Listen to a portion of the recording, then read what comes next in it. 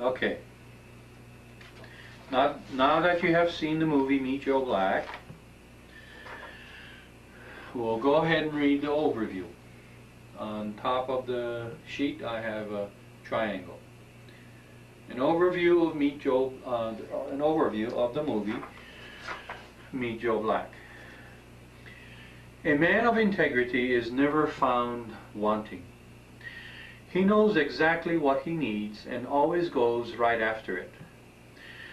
All of his dreams are crystallized into reality at will. The 3 points within himself, the subconscious, conscious, and superconscious, have all been made conscious. He is aware that he is, and that he has become likened unto a god.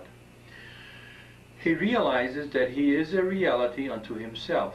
He is filled with love because he knows he is not powerless, and because he has neutralized all threats within himself. He is able to enjoy the peace that comes with confidence and spiritual security. He has joined the kingdoms of heaven and of earth. His character has structure, and that structure in his character is integrity. When all 3 points have crystallized in 3 or more individuals, as in this case, it becomes a collective reality because of the social triad. Each individual's desire is manifested. Did the Spirit of the Father go out and find that ideal man for his daughter? And was the Father's Spirit in actual cooperation with that man because of their mutual interest for the life of the woman? And in such a powerful mutual agreement, can anyone or anything break that triad? Did that man simply walk away from that accident? Was that accident necessary to temporarily displace the man's spirit with the Father's superconscious self because of his great love for his daughter? As man is, God once was. As God is, man may become. And that is LDS or Mormon quotation. And as far as I'm concerned, it deserves being looked into.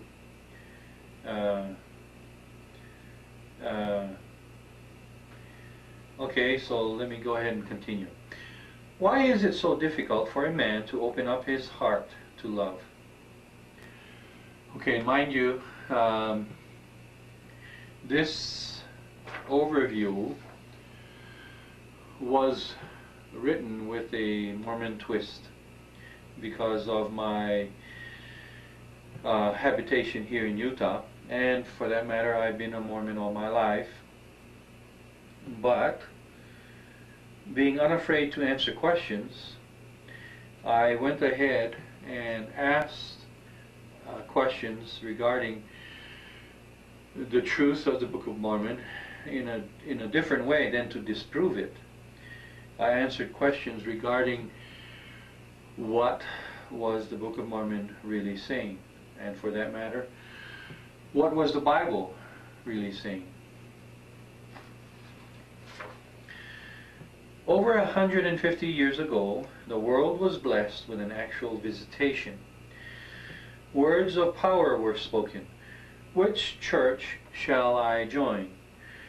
Join none of them, for they draw near to me with their mouths, but their hearts are far from me.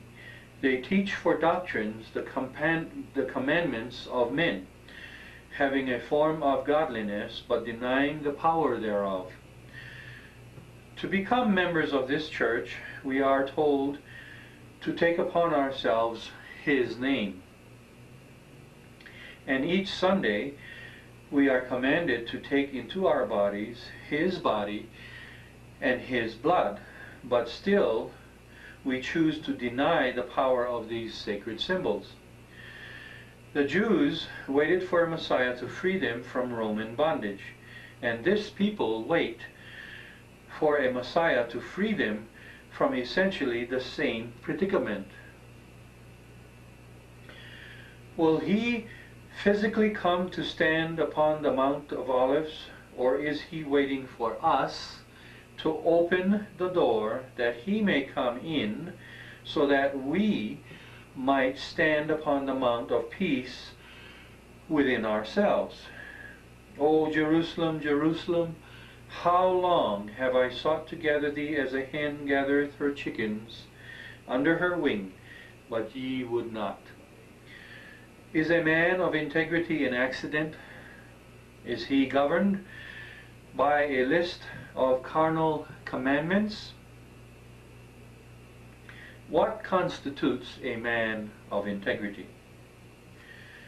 Signed by yours truly, Psychoatomologist, dated the 26th of January, 1999. Okay.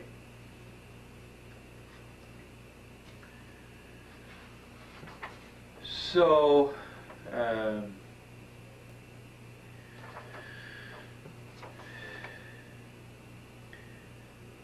I guess you can understand, or I guess you have caught on by now, that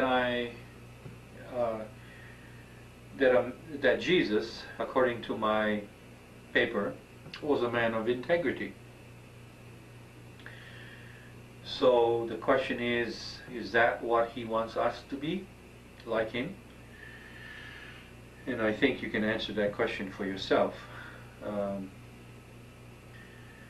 Because the idea of it all is to be free. But the only way that you can be free is to have no fear. And the only way you can do that is to become like God. Okay? Now, to summarize.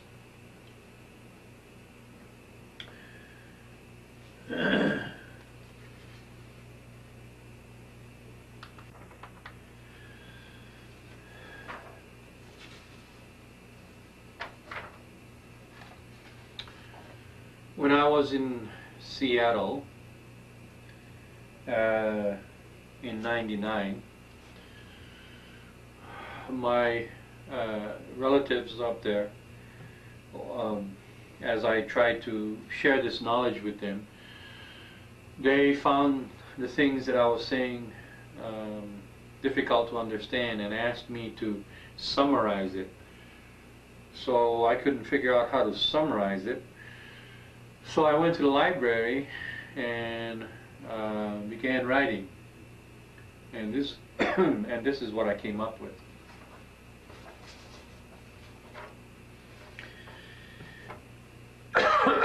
Excuse me.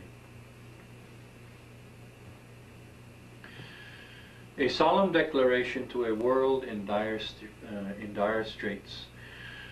Currently, we live in a society that knows no other reality of maintaining social order besides passing the buck. It is a system and reality that exists in an intellectually stressful and emotionally unstable state. Volatile conditions of imbalance is pervasive. It is a system that is controlled by essentially uncontrollable events. It is a social structure destined towards social chaos because of its material rather than spiritual basis. In our aspirations to maintain control over our personal circumstances and social situations, can there be a better way? The answer is a resounding yes. First of all, however, we must be willing to replace a materialistic form of measurement with a spiritual one.